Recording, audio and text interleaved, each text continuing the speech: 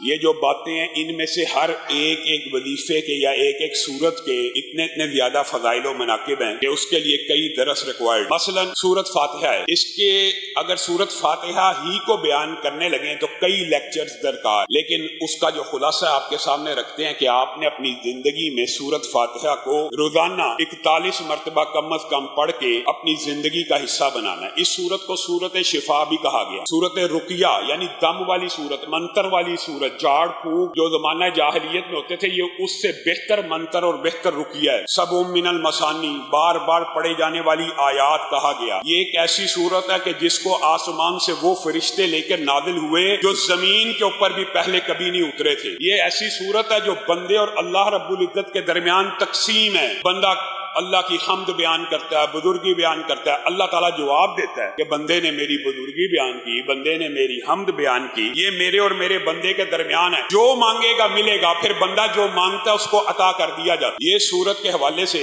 ابو سعید خدری کی مشہور روایت آپ لوگوں کو ذہن میں ہونی چاہیے۔ لوگ پوچھتے ہیں کہ شفا کے لیے وظیفہ بیان، شفا کیسے ملے گی؟ ابو سعید خدری بیان کرتے ہیں کہ ایک قبیلے کے پاس ہم گئے، ان کے سردار کو کسی جانور نے، بودی جانور نے، بچھو یا سام نے ڈس لیا ہوا تھا۔ انہوں نے ہماری میزبانی نہ کی، لیکن جب اس نے ڈس لیا تو وہ آئے اور کہنے لگے آپ میں سے کوئی منتر جانتا ہے، کوئی دم جانتا ہے، ہمارے سردار کو کر دے۔ تو ہم نے کہا آپ نے ہماری میزبانی نہیں کی، ہم اجرت لیں گے۔ پھر یہ صحابہ گئے اور انہوں نے وہ جو اس کو سانپ نے یا بچھو نے کاٹا ہوا تھا وہاں پر سورت فاتحہ کا دم کیا، اور ترمذی شریف میں آتا ہے وہ دم صحابہ نے اپنے اجتہاد سے 7 مرتبہ کیا۔ یہاں سے یہ بات ثابت ہوتی ہے ہر وہ دم جس میں شرک نہ ہو، اللہ اور رسول نے صرف دم کی یہ پابندی لگائی ہے کہ اس میں شرک نہ ہو، مبہم نہ ہو، غیر واضح نہ ہو۔ عدد کا تعین کرنا یہ شرک نہیں ہے، عدد کا تعین تجربے اور مشاہدے کی دنیا علاج کا باب ہے، مفتوح ہے۔ اس صحابی نے بھی اجتہاد کرتے ہوئے 7 مرتبہ سورت فاتحہ کو جہاں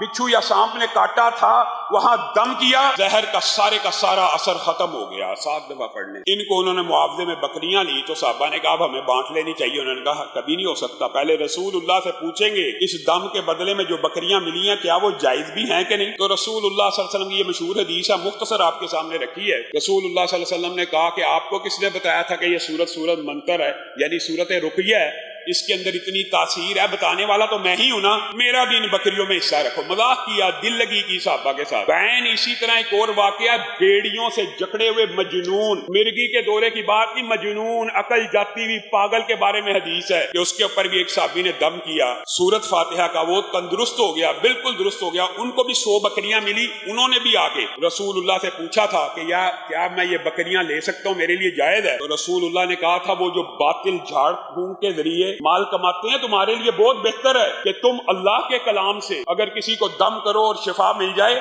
تو گویا یہ معاوضہ جو غلط العام ہے معاشرے میں کہ قرآن پاک پڑھانے کا جی معاوضہ نہیں ہونا چاہیے، یہ بہترین معاوضوں میں سے ایک معاوضہ ہے۔ ٹھیک ہے دین کی تبلیغ کا ایک بندہ افورڈ کر سکتا ہے، وہ نہ چارجز لے، لیکن یہ کہنا کہ علماء ان کو زکوٰۃ نہیں، یہ جی زکوٰۃ کی خاطر یا چندے کی خاطر، یا یہ جو قاری ہیں آپ ان کو، آپ خود غور کریں آپ کے ذہن کے اوپر کیسے کیسے پردے ڈلے ہوئے ہیں۔ میتھمیٹکس کا ٹیچر ہو، سائنس بیولوجی کیمسٹری کا ٹیچر ہو، اس کو آپ ہزاروں روپے دیتے ہیں، قاری کی آج بھی تنہا 5000 ہے، آج بھی گھر آتا ہے جاتا ہے، پیٹرول افورڈ کرتا ہے۔ یہ آپ کو غور و فکر کرنا چاہیے کہ یہ سونا ہے، وہ آپ کے بچے کو مستقبل کے لیے ایک عظیم الشان کتاب کی تعلیم دے رہا ہے جو اس کی زندگی اور آخرت کو سنوارنے کے لیے ہے۔ یہ تو آپ کے طرف کی بات ہے، آپ یہ باتیں کرتے ہیں کہ جی اس کے چارجز یہ 100% جائز ہیں، یہ بات یہاں سے سمجھ آتی ہے۔ اور اس کے علاوہ بھی سورت فاتحہ کے حوالے سے بہت سی باتیں ہیں، لیکن ایک واقعہ بیان کر کے، اور یہ ہماری عینی مشاہدہ ہے، ہمارے اپنے کئی نمازی ایسے ہیں، کورونا کے مریض اور اس کے بعد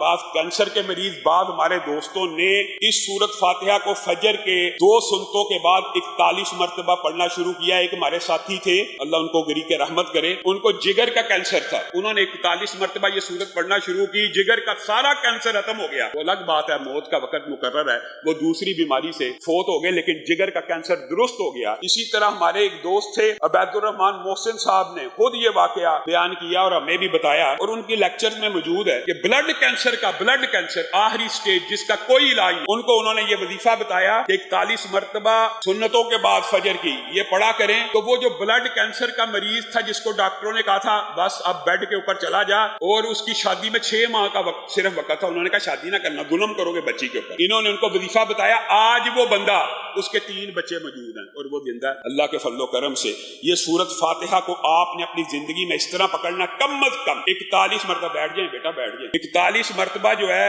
وہ آپ نے اپنی زندگی کے اندر اس کو جاری و ساری کرنا کم از کم۔ اور اگر آپ چاہتے ہیں کہ یہ آپ کے لیے بہت زیادہ مجرب اور فائدہ مند ہو جائے تو ہر نماز کے بعد 41 دفعہ پڑھنے میں بھی کوئی ٹائم نہیں لگتا، لیکن زندگی میں 1 مرتبہ